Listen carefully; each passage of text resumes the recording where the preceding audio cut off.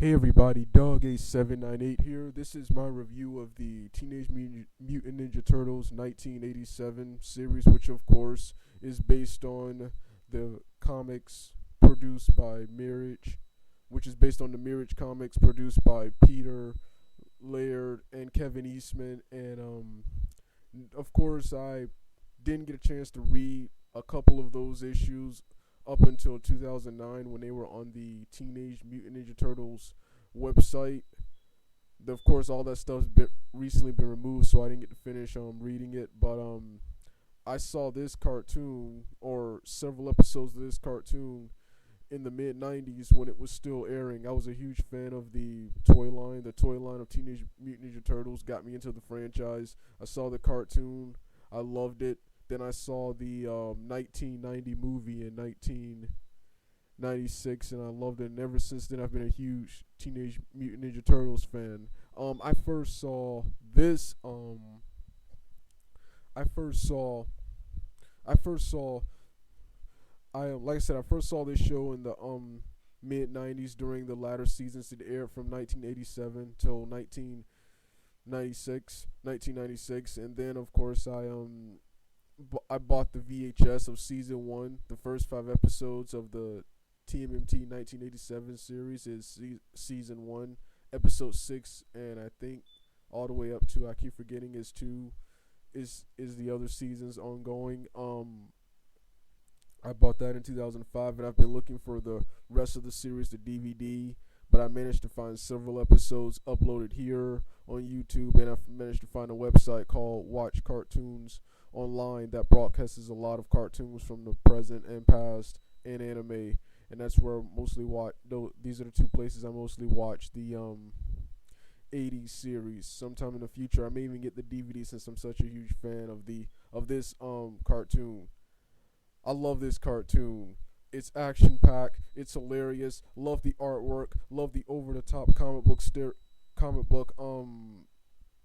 storylines, and the show is freaking hilarious. The show is freaking hilarious. In one episode, in one funny episode, I bust out laughing every time I think about this episode. In one episode, the Shredder has Bebop and Rocksteady pretend to be superheroes, and in the same episode, there's this contest to find the best superhero, and one guy dresses up as Cheeseburger Man. That makes me laugh every time, and I love the various pizza puns, Michelangelo's, and Raphael's, and Donatello. Pretty much the Turtles' sarcastic humor and the various pizza puns and references just make this show hilarious and fun to watch. And while the show is cheesy, kind of toned down from the comics and kept for kids, the show still doesn't shy away from violence. The show gets darker around season 10, around season 8, where they banish Shredder and the Krang to the Technodrome, and they deal with the bad guy known as Dread. And the series, like I said, features strong writing. Despite the series, in my opinion, features strong writing for an '80s cartoon. Despite, like I said, the campy tone and it being nothing like the comic books. This is vastly different from the comic books. The original Mirage comic books were violent. Violent. This show, while it is violent, has like intense fight scenes. No one ever dies on this show. The most dangerous thing to happen is the Shredder, in my opinion, Shredder and Krang being banished to the Technodrome. Being banished to the Dimension X, not the Technodrome, Dimension X. And is vastly different from the comics, such as Splinter, of course, in this series being a human first and transformed into a rat, and April O'Neil being a television news reporter, and Shredder. First of all, Shredder for being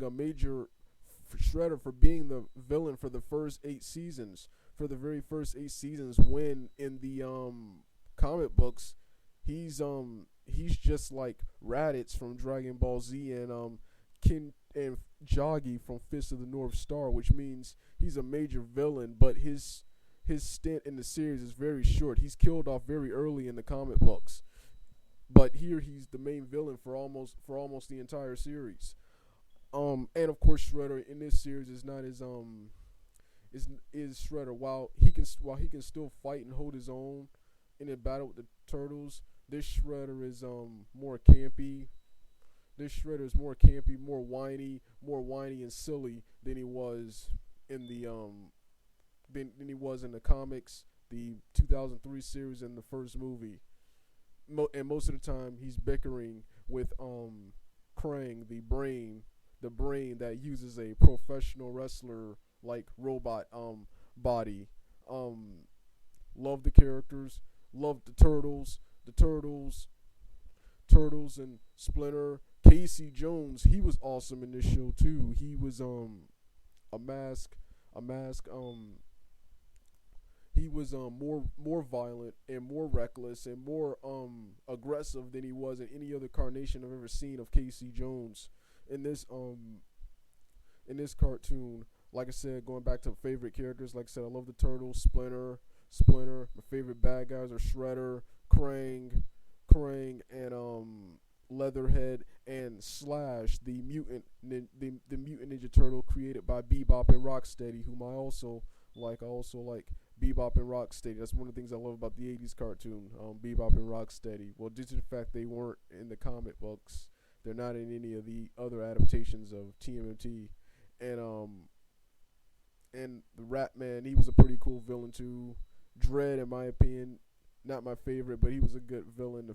He was a good villain for season 10 when the show, like I said, got darker, and supporting characters, Vernon, April's wife. I mean, not April's wife, but April's boss.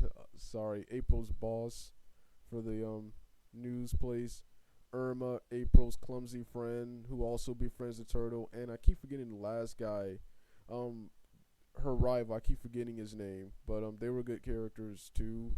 They faded out, according to Wikipedia. They faded out of the series by season 8 when the Channel 6 building place got destroyed. Channel 6 building, that's what it's called. And April O'Neil, I like her as a reporter. In the comic books, well, in the 2003 series, she was an assistant to Baxter Stockman. In the 80s cartoon and the 90s in the first 1990 movie, she's a reporter.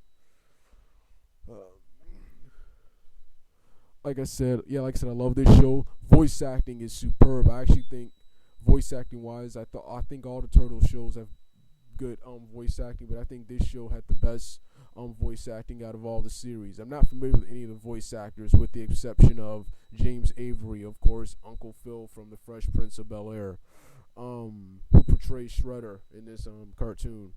Well, like I said, this was my very first review in a series.